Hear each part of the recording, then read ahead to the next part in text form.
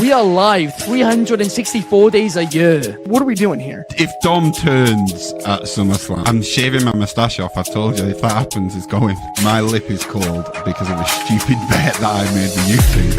Oh, good. Wrestle's better than Daniel Bryan.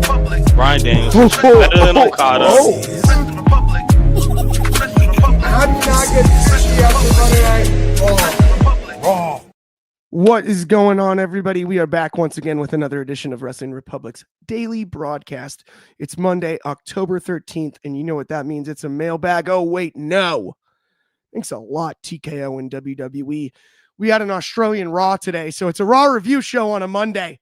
I'm stoked. Let's get into it. We're going to break it down. I've got an awesome panel hanging with me today, as always. First and foremost, let me send this one across the country to the DMV. It's a Monday, but get your twos up for the Tuesday Night Delight. What's good, Shad? Hey. What is going on, bro? All is good here, man. Here on a Monday, happy Indigenous Peoples Day. Not the guy who found this land when it shouldn't have been found. That's neither here or there. I'm blessed, man. It's a day off, and I'm here to talk about professional wrestling. I got wrestling in the morning time, which is always great. So I'm a happy camper. Let's get it. Nothing better than a little bit of coffee and Raw. Absolutely. I'm going to keep this one on the East Coast and in the general DMV, DC area when it comes to this. I've got another one to introduce here for you. If you don't know him, what in the world are you doing? Where have you been? This man owns a college. He's at University in the building. What's going on, my friend? Happy Monday. Oh, what's going on, my peoples? Once again, like you said, it's your boy Aunt You, and we're here to talk about a little bit of Monday Night Raw. Great stuff happened today after an amazing PLE that we saw this weekend. So I'm excited to talk about it. Let's get this going. No doubt about it. I'm excited to get into it too. We've got some comments out of the gates here. Fernando Zayas, our good friend of the show, with Happy Monday, WR crew. Yes, Happy Monday. Yo, yo, yo, from Chris, King Chris. 51 1993. That one's actually easier. 5 1993. I like that. Aunt You. Triple exclamation points, and then Monday Morning Raw. Exactly. We don't get that often. Cannot wait for them to get back from Australia, and that's no knock on Australia. I think it's a great country. It's a great place. It's fun. But also we have DCX Warlord here with, fortunately, Cody Rhodes. All caps was not. Congratulations to Mike Santana on becoming TNA World Champion last night. Yes, we aren't going to talk about TNA tonight, but we did all watch it. So that's good news. I will say, myself, Big Driz, my dog Clark, the homie Anthony, we had a very fun time watching that show, second half of it last night. And say what you want to say, man. Mike Santana, well-deserved. The Hardys and the Dudley Boys made us all shed a tear last night. It may have not been the best wrestled match, but damn it, yo, that joint pulled the heartstrings a little bit just because, man, the salute to the Dudley Boys, man. Like, respect to Devon, respect to Bubba Ray. That was a great way to go off, man. In a year where we getting all these retirement matches, bro, it's so good to see some of our heroes that we watched as kids, get their respected out to the world of pro wrestling. It was almost like a nice dessert after Cena and Styles, right? Yeah, and you knew there was more finality given the weekend. I'm with you, Shad. Like, we had so much fun with that match. Don't get me wrong, the Santana and Trick match, which Trick Williams deserves some credit for. Holy heck, I think that might be the best match Trick's ever wrestled. Mm-hmm. If I'm like really being honest, I do think that was genuinely since Dragunov, I would say, right? Or Carmelo Hayes. Yeah, absolutely. Yeah, I was going to say since the Braun Breaker match. Breaker would be close to. That's a good one. That's a good one. We got King Chris here with Bound for Glory, Blue Crown Jewel out of the water, in my opinion. I think it was close to more of a wash. I think it was. I think the highs of Crown Jewel might have been arguably higher. I just want to say real quick, like, Crown Jewel was the best PLE that WWE has given us since Evolution 2. Ooh. I'd say Evolution 2 was right here for this year. I agree. Evolution 2 is right here, and Crown Jewel, like, every single match on Crown Jewel could have been a main event on a PLE. That's fair. That's fair. Fernando, before we get into the first topic on this one, I hate to say this, but I completely disagree. Call me crazy, but this turn by Bronson and Breaker was more shocking than Cena betraying Cody at Elimination Chamber. I guess he betrayed Kobe too. He's a big Cena fan. But at the same time, I disagree with that. I thought it was pretty darn telegraphed. And if you go back and you watch the Wrestling Republic podcast that we got out somehow a night early, and you hear me and Shad and Ben, but mostly me and Shad, break down the state of the vision in the middle of the show, we all but called it. We all but said it's tomorrow. It was so obvious that it's soon, that this was going to happen. And guess what? It happened. The spear was impactful. It was great. You don't normally see a cheetah or a leopard, your choice, get speared, but we did yesterday by Braun Breaker. I don't even know if that's a spear as much as it's just a football tackle, but at the same time, it was impactful. Then we saw the tsunami, and then it appears Paul Heyman has made his decision, and Seth Rollins is now on his own. My initial reaction was, wow. Somebody had a big red button that they couldn't keep their eyes off that said panic in bold letters across it. And they kept looking at it and touching it and looking at it and touching it. And then they hit the button. And you can speculate on who I'm talking about. Maybe Triple Paul, maybe Triple H. But what happened here? Because I thought the vision was a long-term story. I thought the vision was a long-term project. I thought this would benefit everybody in a lot of ways. I don't know what in the wide world of sports we're doing here on this one. It made less than no sense to me. Less than no sense to me. Kick it off to ANU first. And you talk to me. Okay. Kick it off to ANU. So, I want to hear this. So I've got an idea, right? I've got an idea, and it's silly, but it could be something special, right? I still think we're going to get the Braun Brawns in a War Games match, but I think the Braun Brawns are going to be joined by some wild faces, right? So you've had two people in NXT just drop their titles, two young guys. I think this Braun group with Paul Heyman is going to be a bunch of young, just bad tales. I would love to see Obafemi and Trick Williams join up with the Vision and Paul Heyman. You give those four guys the Paul Heyman rub and let them go through and just start raging havoc throughout Monday Night Raw. No one's safe. The new Four Horsemen, like that would be like. It's me trying to put something positive out in the universe. I would be all over it. I mean, you had Trick just drop the title. You had Oba drop the title for no reason. These boys are getting called up, and so you go ahead, you pull the trigger.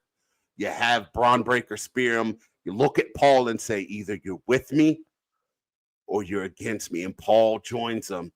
And so now, what do you do with these? What do you do with these two young stallions that you just had drop the title? You hand them to Paul Heyman, and you let Paul lead them to the promised land.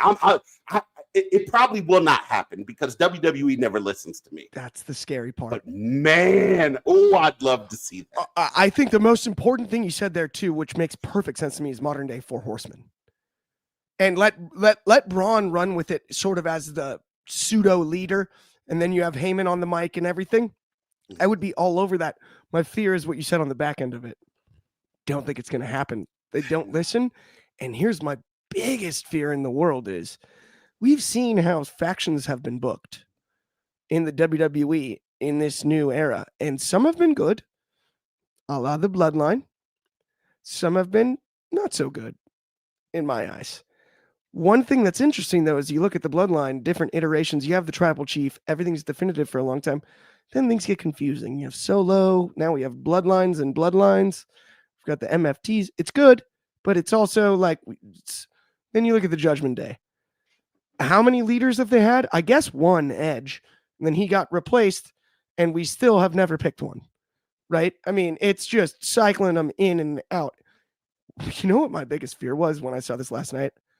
I'm begging you, don't pair these two with Brock Lesnar. I'm begging you, don't do it. Don't do that. Please, please. Don't just slide Brock into the Seth spot and then let it be Paul Heyman's microphone for the rest of eternity. And do that until it's Braun versus Brock and we have another turn. That makes more sense. Have Braun go beat Seth Rollins now. That's the only way to solve this in my eyes. Have him go beat him right now. If you're going to do it based on what happened this morning, for me, if you're going to do it like that, go have Braun Breaker beat the brakes off Seth Rollins right now. Squash him. Write him off TV. Sincerely. That's the only solution to this in my eyes. Shad, do you have a better idea? And what were your thoughts on the whole thing, man? Because, man, did it bug me. It felt so early. Yeah, I mean, honestly, like we mentioned yesterday, or that released on the Wrestling Republic podcast, it definitely felt like it was a lot sooner than it should have been. But in a way, I'm not entirely too mad. I feel like what we talked about yesterday in the direction of the vision, I don't feel like the unit felt as cohesive. And now that we have this result, I don't know if it's an audible, or I don't know if this was kind of the, silver lining, of this was the seeds that have been planted. Because the biggest thing that I have talked about with the vision is I feel like there hasn't been a cohesiveness to it. And I feel a lot of the cohesiveness is due to Seth Rollins. A la, we're talking about him and Becky Lynch going against Punk and AJ Lee. We're talking about him kind of being away from the team. We're seeing Paul run ship with Bronson and Braun on the other people in the main roster picture. And maybe that is the reason why this is happening. Maybe this is why the team had a reason to get rid of Seth and pretty much throw him in the back burner. But to your point, I do feel like, is it the right time to do it? Was this a little too soon before we did that? Because I believe that this was going to be the end all be all, right? Seth was going to get, ego tripping. Paul is going to do what Paul does. He was going to turn on another main person, and he was going to line up to the next guy, which was going to be Braun Breaker. And to me, the only reason I feel like it's a little too soon is just because I don't know if Braun Breaker or Bronson Reed are ready for that step to be, the Batista in this situation on Triple H. Thumbs up, thumbs down. He's going to be the next world champion. I don't know if they're main event guys just yet. I feel like they're doing really good. I feel like Bronson Reed in particular has progressed a lot in these last few months, a lot in the last couple storylines and matches he had. He just beat Roman Reigns, right? But I don't know if they feel as impactful. I'm curious to see if them breaking off with Seth adds an extra layer of them being bigger heels. It allows Paul to kind of just get all creative range with them and take them to that next, step.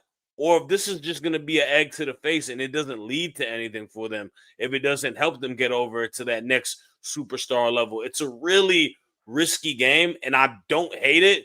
I just am very curious to see what the end result is going to pull off for him. What I said yesterday, though, Clark, remember that there's only one way for this to legitimize a Braun Breaker in my mind, and I don't think it's going to happen. Roman Reigns needs to be the world heavyweight champion. Yep. Roman Reigns should be the one to get that belt off of Seth Rollins. It shouldn't be CM Punk. I love Punk. I think he's incredible, but we talked about it in detail yesterday. The World Heavyweight Championship does not feel a lick of importance because it's not the belt that Roman had, and that's the belt that Cody has. And they've done a very bad job, in my opinion, to make that other belt rival it feel as important. You got an opportunity now, bro. Roman Reigns is free into it. Roman has a story with Seth. Roman has a story with Paul Heyman. Roman can easily have his eyes glared on that belt. Put that title on him. Let that title feel important again. And then when a Braun Breaker beats him, then, you beat the big dog. You beat the top person in the company, in my opinion. Yeah, that means more. No knock on Seth or nothing, bro. But yeah. 100%. And we've got a comment here that I really want to read from a friend of the show, a friend of mine, a guy who's got a great creative mind in professional wrestling, has booked shows himself and whatnot, and it's Tony DeSilva. And he said, Seth versus Punk is set. What are the odds that this is a follow-up to his Saturday Night's Main Event knee injury scam, and he made Punk think he's all alone, but it's all a work. Not saying I think this, but possible. Donnie, thank goodness you said not saying I think this, because unless Seth cut the greatest promo that I was willing to experience the pain of a Braun Breaker spear and a tsunami from Bronson Reed, you are burying both of those moves if that is the case. That I don't understand at all. I don't want to see that at all unless Seth cuts the greatest promo ever about it where it makes sense. I'm confused as all confused. The only thing I can think of is somebody backstage decided we don't want to stop OOOing every time Seth Rollins is on TV. That's the only reason logically that this even makes sense to me. I don't know. I'm baffled. Real quick before we move on. Go right ahead. Before we move on, though, like if you guys remember when when Braun Breaker was had his feud with Jey Uso for the Intercontinental title, Braun looked at him and he said, "I don't care how long I've been here. I'm here to take everything." He was like, "I don't need to put in work to get this championship. I've been in the business my whole life." So with Seth continuously calling him the future, you know, Braun's mind is like, "I'm not the future. I'm the now." And so now they're like they can build that on Braun Breaker's character, and it's not too quick because I'm not the future. I'm not WrestleMania main event 10 years from now. I'm the WrestleMania main event now. So I like that thinking of it. I don't hate that either. Okay, that's fair. I mean, one thing that I think is great actually about creative in wrestling is almost anything can be saved. If you really put the work in and you properly vet everything, like almost anything can actually be saved. As bad as it is, the Death Riders, which is still going somehow, but the end of that briefcase title thing, Hangman, it was great. Okay, let's move on though. Let's talk about the Intercontinental title, and that's Dom Mysterio against Penta. First and foremost, I want to say this: Pentagon can wrestle anybody. Like, it's not even funny how good that guy is in the ring. Like, it just everything, the swagger, all of it, all of the above. You want to talk about it factor? It's capital I and capital T when it comes to Penta. It's all caps even on the graphic here, as you see. I mean, it is for Dom too, but that's not the point. Dom Mysterio, one fear I had when he won the AAA title was, okay, now this is an excuse to take the IC title off of him. And for some reason, I thought coming off of a crown jewel, Penta really had a chance in this one, which made the match better to me. That was the brilliance of this. I actually believed Penta had a real shot. Frog splash, Dom retains. Shadi, I'm going to go to you. This IC title run by Dom is great, but what is he, the mega, right? He's the mega Intercontinental champion now. I kind of dig that. I am starting to really like this. I like it a lot because there is a method to his madness when it goes to each match. And it's the fact that he's really tapped into his father, Eddie Guerrero, with the cheating aspect. He's Dirty Dom. He's true to his name, man. He's going to go through every avenue to benefit himself and get victories. And that's the beauty of character work. That's the beauty of people that are, different styles of professional wrestlers. Not everything needs to be clean. Heels can be heels. Heels should be heels. Heels should have dirty tactics to get victories. And he plays it to a T, man. He is a smarter than you give him to be character. A lot of people think he's kind of, the immature, dumb guy, eating chicken tenders, being a womanizer, blah, blah, blah. The guy's smart. He knows how to use people in his avenue to get to what he needs to do. And the fact that he knows that there is a common enemy between him, it is Penta and it is Rusev, and kind of aligning that, using that to his advantage, getting the hammer and using that to get the victory is smart, man. It's really good. And to me, man, this is somebody who has progressed massively in the lights of professional wrestling in the WWE in the last few years. A guy who was a chubbier kid, baby face, looked kind of like a dweeb, but he was Rey Mysterio's son. To got his body right, man. Dude is more shredded now, more lean. He's got the look, he's got the tats, he got the aesthetic, he's got the character work. He's really clicking on all cylinders, bro. And it's incredible to see. I think Dominic Mysterio is one guy that he's gonna always have the last laugh in this industry because people kind of set him off to be like, it's just who's this Nepo baby, right? What is he gonna do?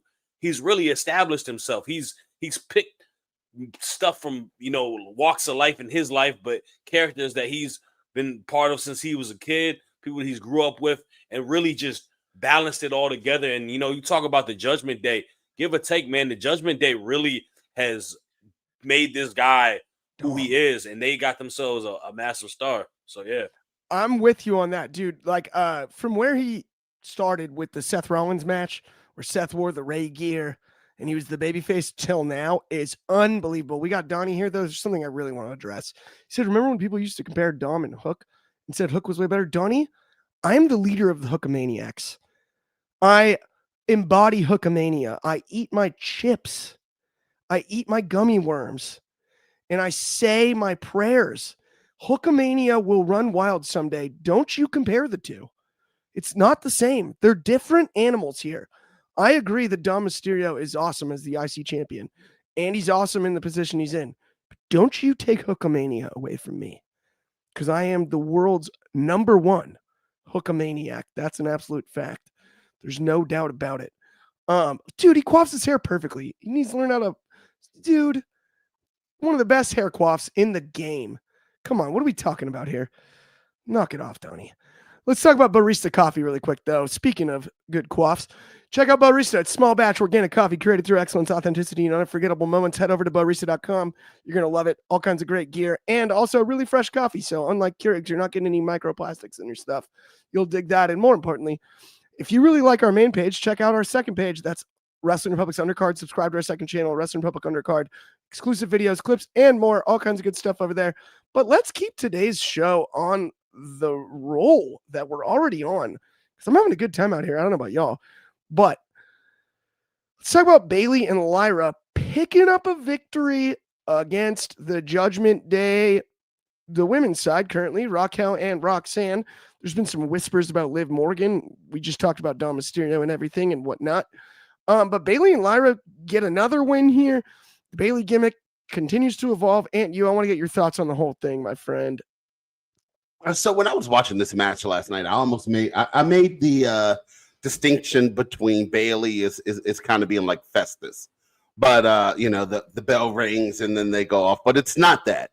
The more I watch this Bayley angle and watch her interact with Lyra, it's definitely more of a dissociative identity disorder, which is really awesome that they're adding this in like that, and they're making Lyra almost like a puppet master of the two identities of Bayley. So last night during the match, it was going back and forth. Judgment Day was getting the upper hand, and then Lyra took it upon herself to get rid of the hugger and bring out the role model, and a slap across the face brought it out.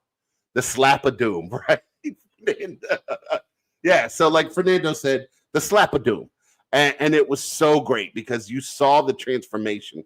Bayley hit the ropes, the hugger smile went away, and then all of a sudden, just out of nowhere, that the role model Bayley came out and took over the match. And just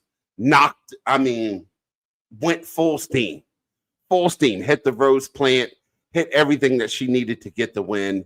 And watching those two walk that fine line of craziness is going to be fun. Bayley needed this resurrection. Bayley's going to end up with another championship run because of this. Because this is great work. And Bayley worked so hard for this company. Yep. And she's always on the outside looking in. So something needs to come from this. And, like just how everyone acts around her. Michael Cole sitting there, and Michael Cole doesn't know how to interact with Bayley when she comes up to him. She's hugging him 1 second, calling him an idiot the next. Like, it's so fun to watch. I love this Bayley. I've always been a huge fan of Bayley.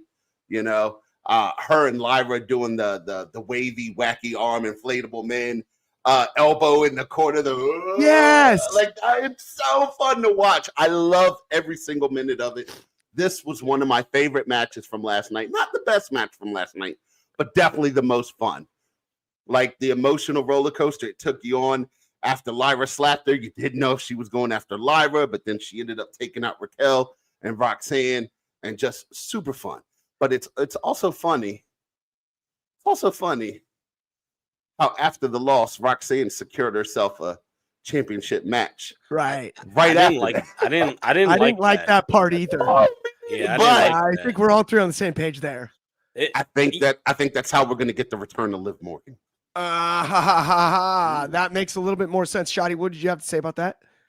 I mean, to be honest with you, yeah, I think just the timing of it made it be like I have no issue with Stephanie potentially, feuding with someone like Raquel Rodriguez, feuding with Roxanne Perez. I think in character-wise, both of them are phenomenal heels in the Raw division, and I think that's a good first. I've been waiting to see who's the first opponent for Steph since she won the title, right? And I don't have issues with that, but and you said, it's like right after these two lost the match, right after Roxanne took the pin, I get it now. Like her reasoning, I get it. It makes sense in story, but the timing of it is like, I don't want to see you have the match. You a loser. And I love Roxanne. I think she's phenomenal, but they just lost, to your point. Mhm. This is one thing I find really interesting, though. When it comes to Bayley, we think about how the four horsewomen started. That match with Sasha Banks in Brooklyn is so important to that narrative. Not just all four, but for everybody that was involved in that. That was so important. Bayley caught lightning in the bottle as the hugger. That's the reality of that situation, right? She really did. It was amazing at the time.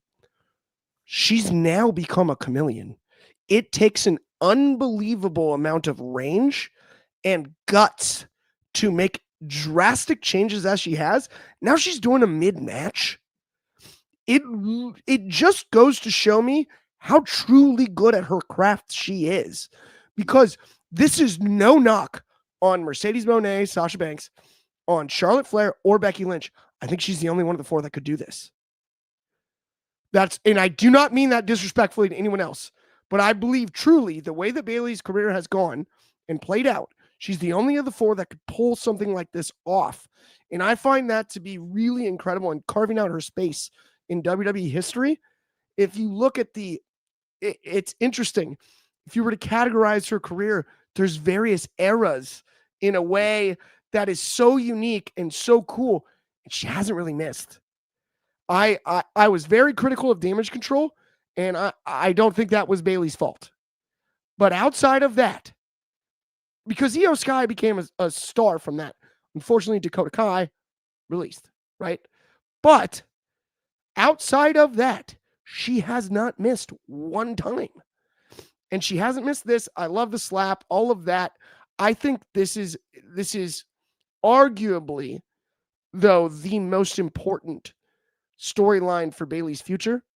The way that this is paid off needs to be important, and it needs to re-elevate her because she spent enough time elevating other people, and it's time to elevate Bayley because she's that good. Yeah, ding dong hello. Thank you, Aunt. 100%. That's exactly where my mind is at on that. But speaking of where my mind's at, I know all three of us have quite a bit to say about this one.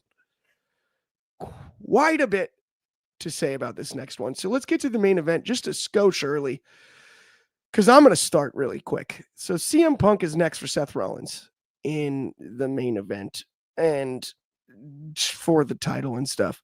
But Seth Rollins just got cut in half by his own buddy, who I guess they weren't really buddies, or maybe they were. I'm not sure how that works.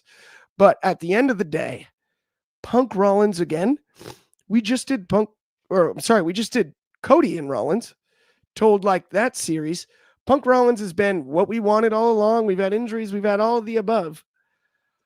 I don't know where in the wide world of sports we're going with this, with Breaker no longer being at Rollins' side.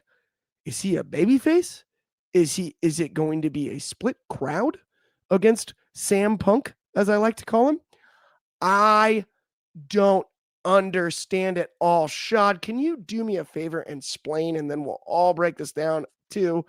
I'll go to Ant, and then this is a long discussion we have in front of us, my friends.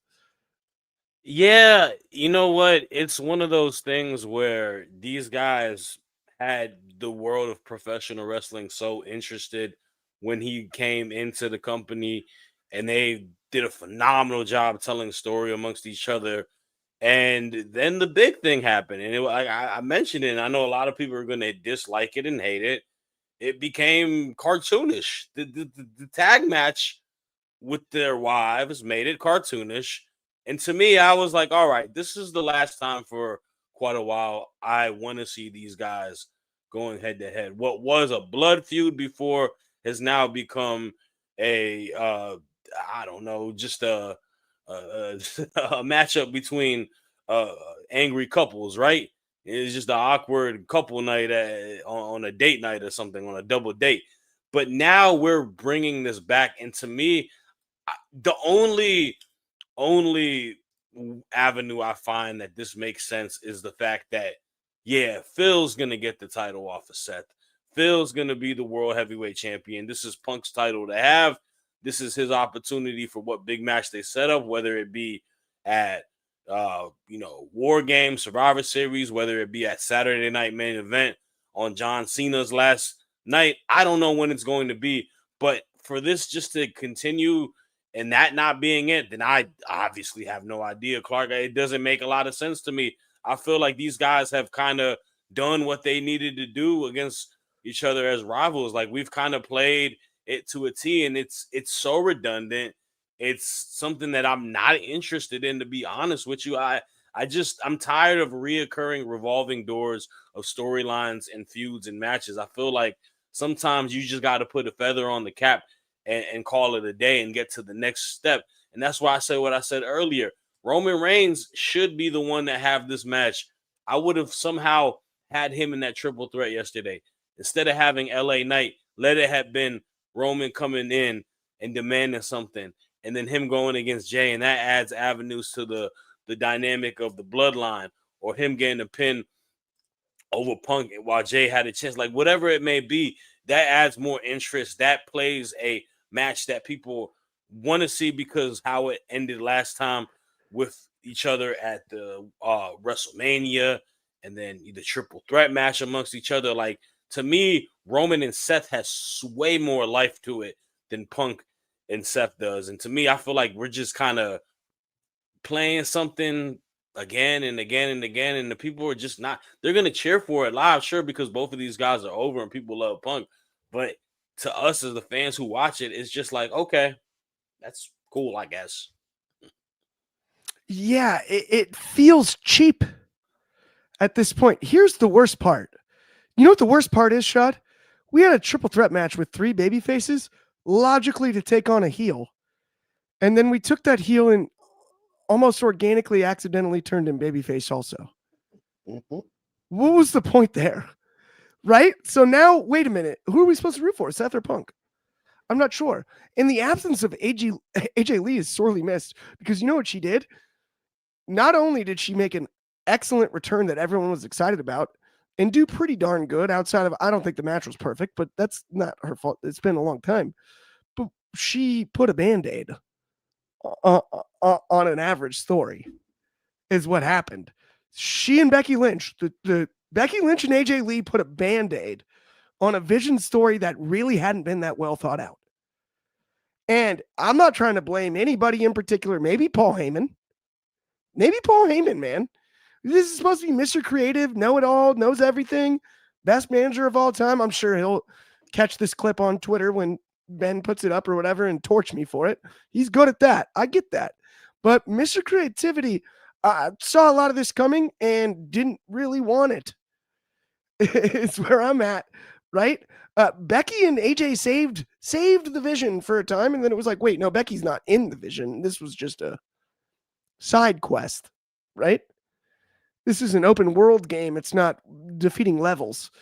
And that part of it bothers me more than anything that I can think of when it comes to this. Aunt you, I want to get your thoughts though. I mean, what do we do now? What do we do now? Because Seth, I'm going to root for Seth against Punk. His back's against the wall. His guys just turned on him, right? He's got no Becky Lynch to bail him out here. Becky and AJ is irrelevant when it comes to him versus Punk. Now, I'm a root for Seth. He's now the babyface. He got bailed on by his pseudo buddies. He was trying to tell them how much he liked them earlier in the night. I don't know, man. You talk to me about this, ain't you? Yeah. So when it comes to Seth versus Punk, I think there's still unfinished business that has to happen because, like you guys said, at the triple threat at Mania, you had Seth go over. You had the cage match on the first Raw on Netflix, which was extremely good, and I believe Punk went over on that one.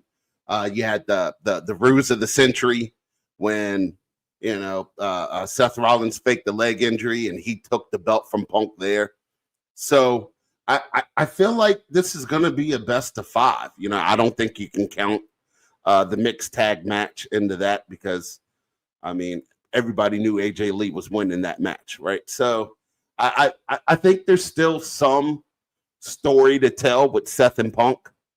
And, Seth having this, Seth telling the Bron that he had to do this on his own. Well, now you got to do everything on your own. So let's see what comes from that. And I think there's going to be major character changes for certain people, right? I feel like, so Roman Reigns cut a promo, or not cut a promo, but made a video that was on Instagram, Facebook, stuff like that, where he was talking about this time last year I was untouchable, and now I'm losing matches to nobodies, and he's like, something has to give, something has to change. So you're going to see an incredible change from Roman Reigns coming back up. Seth. Seth is Seth never was a heel because they continued to sing a song. Seth was never a heel. They tried to make him a heel, but Seth is one of those guys you cannot make a heel.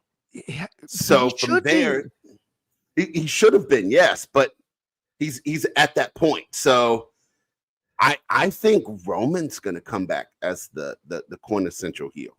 Which I'd love. Wait, and that's the other thing that bothered me so much about last night. Not to cut you off, Ant, but so Bronson Reed has his crowning moment at Crown Jewel, pun intended. He wins against Roman Reigns. That's supposed to be the biggest win in the industry, arguably. Get it right. He pinned Roman Reigns. Clean. That's what I mean. Second person. Pinned him. Second person. And the lasting memory from this trip to Australia is a tsunami on his own teammate? Realistically, because that's the first thing that's going to come to mind. Oh, remember then he tsunamied. Oh, it's about Braun Breaker's spear. It's not even about Bronson Reed there. We gave Bronson Reed the biggest win. If Roman Reigns doesn't come back with an absolute vengeance, and not only that, Seth Rollins had put all this work in. What do you do now? I thought I've never seen a plug pulled so early in my life. And you know what else? Bothers me about it is, and I hate to say this, but you look at Australia does not get that many shows, right? They get a PLE this year and they get this Raw, they got a SmackDown. If you do this in front of a crowd that gets a lot of shows, I'm not sure the crowd reaction to the turn is as good.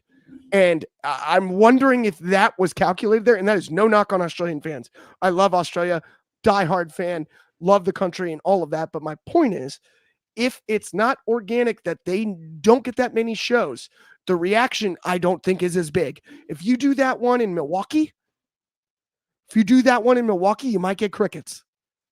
You might. Yeah. If you do that one in Chicago, Philly, you do that one in DC, right? You do that one in Baltimore. You do that one in North Carolina. things are a little bit different, and that's what scared me to death about it. I'm like, Well, whoa. We built the up same so way many- that the same way that Cody and Roman had to come together. This may be a way to put Seth and Roman back together. Gosh, I You hope know, not. out I of don't necessity. think that can ever happen again. So once again, let's look back. Like, let's go back into history, right? You had two rivals who had to come together, and they were amazing together till they weren't.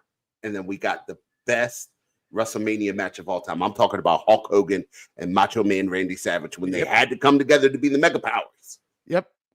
We had the And best then- split, at least. That split was perfect. Yes. So My one question, though, is do you see any prospect in Shad in those two tagging together ever again without the third, right? It's like when I'm booking golf, you need four. We always need a fourth. Mm-hmm.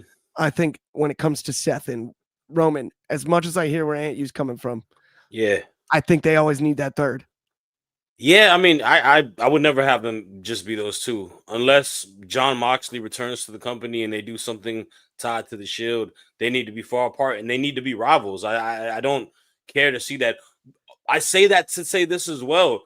Roman is a different person than the Shield. The Tribal Chief and the Big Dog are two completely different people.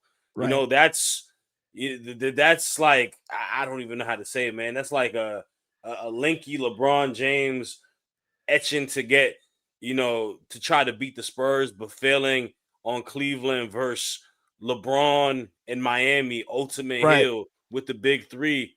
He assembled the troops of people that are gonna abide by him, and that's how he's gonna reach the top of the pinnacle. Like, it's just a completely different character arc, and it's just a completely different person, to be honest with you. Like, that's where I'm at. What Roman has established himself since he's returned back, obviously from the medical scare and building within the Tribal Chief, like, you can't deny it. He is, without a shadow of the doubt, one of the most important figures in professional wrestling character history for the WWE. I couldn't agree more. And that's where I think if he was ever to be paired with Rollins again, they need the glue guy. Like you mentioned, Moxley. I think that's the only thing. Otherwise, and I do hear where you're coming from, but that's two mega powers. It's too obvious to me. That's my only caveat there. But if we see it, it's not like I'm not going to enjoy it. Seth got to play. He got to be Kyrie. He got to be D Wade in the situation, right? Yeah, but they've already started removing Moxley from the annals of history from WWE. They've started removing them from packages and stuff. So I don't think it'll ever be called the Shield again, but I think out of necessity, those two may have to tag up. Okay. That's so true. Absolutely. Okay. With that, that's going to bring us to the end of the show because honestly, we could talk the rest of the afternoon, but I'm going to run out of time here. Thank you so much on behalf of me, Shad, and you. We'll be back same time, same place tomorrow. Of course, that's noon Pacific, 3 o'clock on the East Coast, 8 o'clock in the UK, and 9 a.m. for our good friends in Hawaii. If you haven't already liked and subscribed, hit that thumbs up. We really appreciate it. We need the support and we love it. Thank you so much for tuning in. I hope you have a great rest of your Monday. We've got a lot of great things coming up here on WR. Check it out, and we'll talk to you soon. Peace.